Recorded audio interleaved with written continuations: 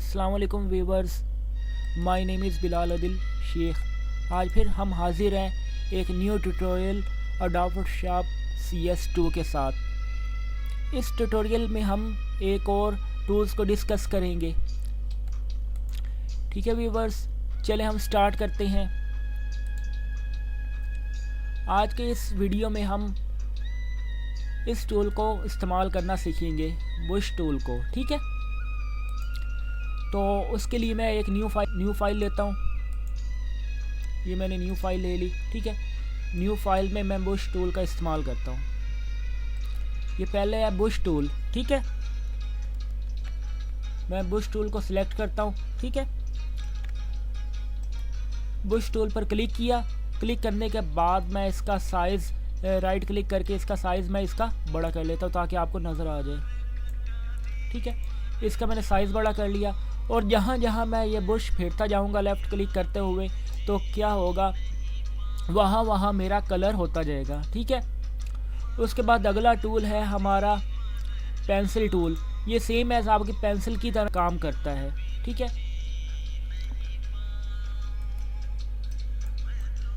मैं इसको आपको करके दिखाता हूँ।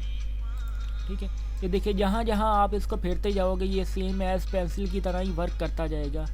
ठीक है, इस टूल को इस्तेमाल करते हुए आप कोई भी काम ले सकते हैं। उसके बाद अगला है कलर रिप्लेसमेंट टूल। ठीक है, कलर रिप्लेसमेंट टूल भी इसी तरीके से काम करता है। मैं आपको करके दिखाता हूँ। मैं कोई तस्वीर इसके अंदर इंसर्ट करता हूँ।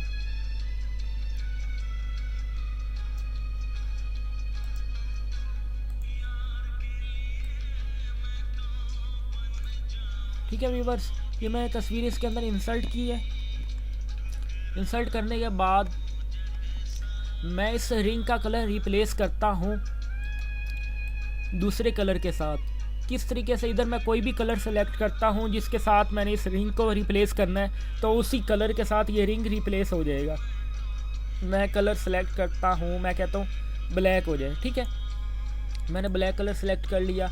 अब मैं चाहता हूँ कि ये वाला जो रिंग है इस ब्लैक कलर के साथ रिप्लेस हो जाए। ठीक है, और बाकी रिंग पर कोई इफ़ेक्ट ना पड़े। तो मैं क्या करूँगा,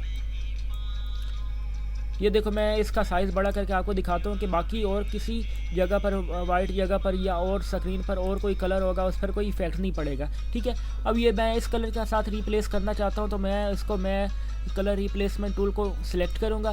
सिलेक्ट करने के बाद मैं इसको इस जगह पर क्लिक करता जाऊँगा। ये देखो, लेफ़्ट क्लिक इस जगह पर प्रेस करता जाऊँगा।